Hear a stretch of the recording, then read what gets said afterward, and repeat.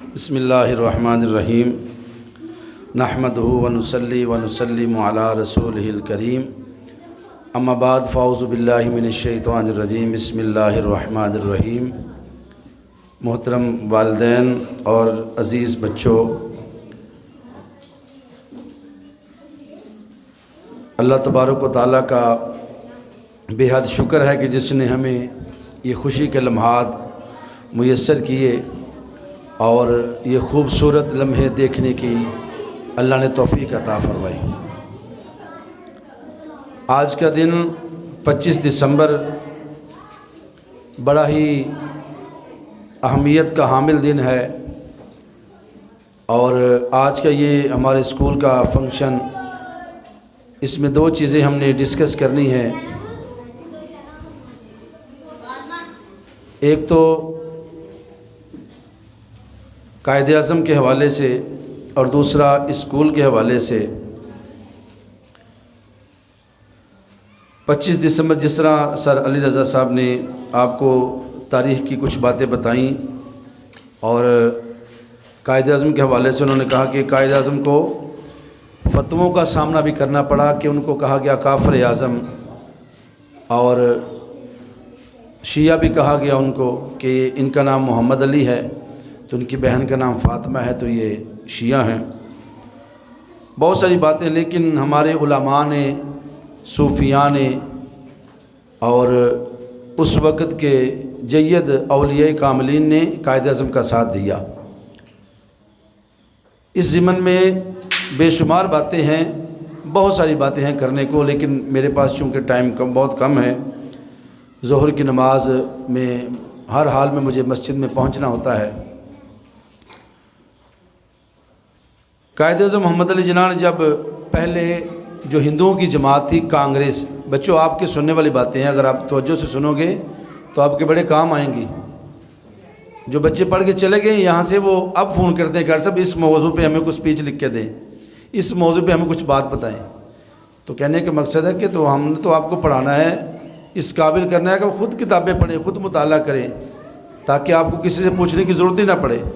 اب تو موبائل کا دور ہے، ہر چیز موبائل سے نکل آتی ہے۔ تو اگر آپ میری باتیں توجہ سے سنیں گی تو انشاءاللہ آئندہ وقت میں آپ کو مشکل پیش نہیں آئے گی۔ ہم نے انتظام تو کافی کیا تھا کہ کافی والدین آئیں گے اور اپنے بچوں کی جو یہ خوشی کا موقع ہے اس کو سیلیبریٹ کروائیں گے۔ بہرحال یہ اپنا اپنا ذہن ہوتا ہے، اپنا اپنا انداز ہوتا ہے اور اپنا اپنا نصیب ہوتا ہے۔ کوشش تو ہم نے کی کہ سارے والدین آتے، جتنے بچے یہاں زیر تعلیم ہیں سب کے والدین آتے، اور سارے بچے ان بچوں کو، یعنی یہ ہماری آنے والی نسل ہے، ان کو ہم بتاتے کہ پاکستان کیسے بنا، قائد اعظم نے کیسی کوشش کی، قائد اعظم کی خدمات کیا تھیں، یہ ساری چیزیں نئی نسل تک یہ پہنچانا ہماری ذمہ داری ہے۔ تو بہرحال جتنے بھی آئے ہیں، جو بھی آئے ہیں، جتنے بھی بیٹھے ہیں، اگر آپ خاموشی سے سنیں گے تو آپ کو امید ہے میری باتوں کو لطف بھی آئے گا اور یہ باتیں آپ کو زندگی میں کام بھی آئیں گی۔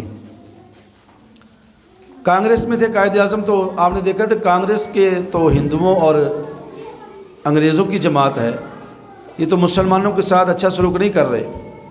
برِ صغیر میں جتنے بھی اعلیٰ عہدے ہیں وہ سارے وہ ہندوؤں کے پاس ہیں جو انگریز دیتے تھے، مسلمانوں کے پاس ہوتا ہی کوئی نہیں ہے۔ آپ نے ایک دو دفعہ ان کو تنبیہ کی کہ یہ آپ مسلمانوں کے ساتھ اچھا نہیں کر رہے، لیکن چونکہ قائد اعظم اکیلے تھے اور آپ کے ساتھی مسلمان تعداد میں بھی کم تھے۔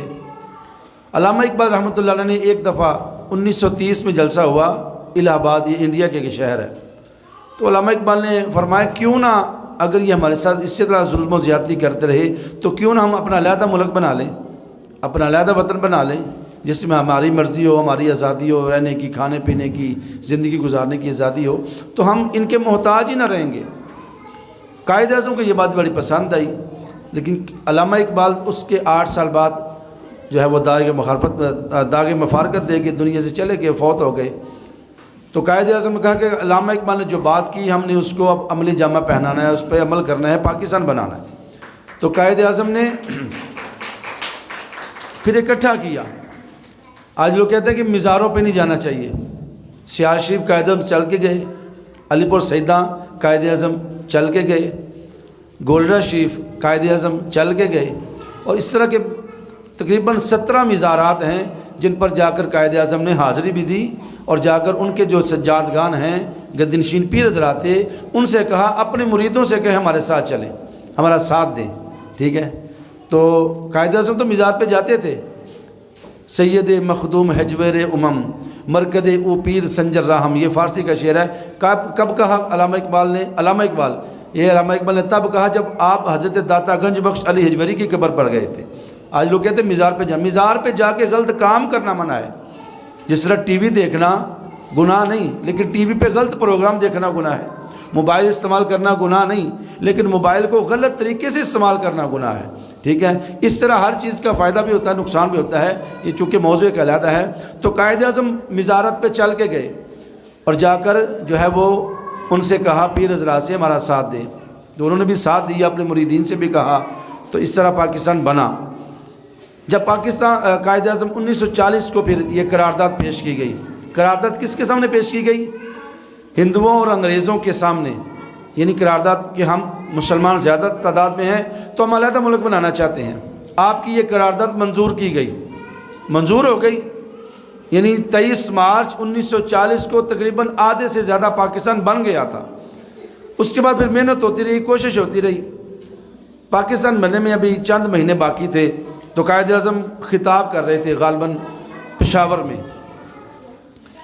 میں خطاب کر رہے تھے، تو ایک سکھ صحافی تھا، وہ کھڑا ہو گیا، میری بات سنو بیٹا، ادھر دیکھو، میری طرف دیکھو، میں آپ سے بات کر رہا ہوں۔ سکھ صحافی تھا، اس نے سوال کیا کہ مسٹر محمد علی آپ کیوں پاکستان بنانا چاہتے ہیں، علیحدہ ملک کیوں بنانا چاہتے ہیں، جبکہ ہم تو سکھ ہو کر مسلمانوں کے ساتھ اچھا سلوک، آج یہ ایک ہمیں دھوکہ دیا جاتا ہے اور ہم